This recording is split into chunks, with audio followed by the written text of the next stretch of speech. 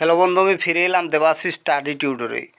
বন্ধু, তোমরা যদি দশম শ্রেণীর ছাত্রছাত্রী হও, অভিষেক কবিতা যেটা তোমাদের রয়েছে মাইকেল মধুসূদন দত্তের লেখা, এই কবিতার বেশ কিছু অংশ আমি পড়িয়েছি।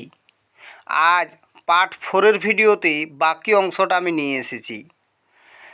তোমাদেরকে বলেছিলাম যে মেঘনাদ কথা দিয়েছিল বায়ু অস্ত্রে রামচন্দ্রকে উড়িয়ে দেবে এবং নতুবা বেঁধে এনে রাজপদে ফেলবে। বাকি অংশটা আমি শুরু করছি।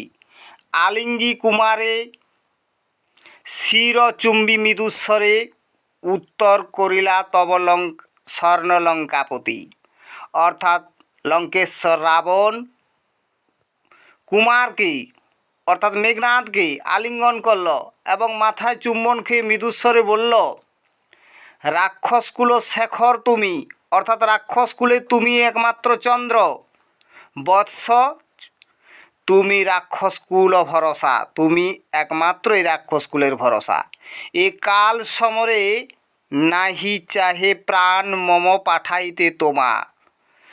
বারংবার এই কাল সমরে, এ অসময়ে যুদ্ধ, এই যুদ্ধে আমি তোমাকে বারবার পাঠাতে পারবো না, কারণ আমার ইচ্ছা তুমি যদি এই সমরে যাও তোমার বিপদ ঘটতে পারে।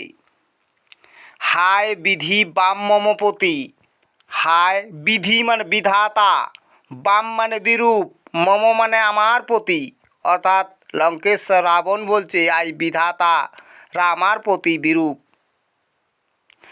কে কবে শুনেছে পুত্র ভাসে শিলা জলে, কে কবে শুনেছে লোক মরি পুনঃ বাঁচে। অর্থাৎ শিলা যেমন জলে ভাসে না, লোক মরে পুনরায় বাঁচতে পারে না, দুই অসম্ভব ব্যাপার। উত্তরিলা বীর দর্পে আসুরারি রিপু, অর্থাৎ ইন্দ্রজিৎ দর্পণ করে বলছে, বীর দর্পে বলছে, কি ছাড় সে নর তারে ডরাও আপনি। সে কি এমন একদম ভয়ঙ্কর রাঘব যাকে তুমি ডর পাচ্ছ। রাজেন্দ্র থাকিতে দাস যদি যাও রণে, তুমি এই কলঙ্ক পিতা ঘুচিবে জগতে। আমি থাকতে থাকতে তুমি যদি যাও তাহলে এটা কলঙ্ক একটা রাক্ষসকুলের, কেননা হাসিবেন মেঘবাহন অর্থাৎ দেবরাজ ইন্দ্র, রুষিবেন দেব অগ্নি, অর্থাৎ ইন্দ্রজিতের কুলদেবতা ছিল অগ্নিদেবতা। দুইবার আমি হারানু রাঘবে, আর একবার পিত দেহ আজ্ঞা মরে, দেখিব এবার বীর বাঁচে কি ঔষধে। আরেকবার আমাকে আজ্ঞা দাও, কোন ওষুধে এই রামচন্দ্র আবার বাঁচে। কইলা রাক্ষসপতি কুম্ভকর্ণ বলি, তোমার কাকা অর্থাৎ আমার মধ্যম ভ্রাতা কুম্ভকর্ণ বলি হয়েছেন, তাই আমি জাগানো অকালে ভয়ে হায় দেহ তার সিন্ধু তীরে ভূপতিত। আমি অকালে তাকে জাগিয়েছিলাম, যুদ্ধক্ষেত্রে পাঠিয়েছিলাম আমার ভাইকে, সে মারা গেল।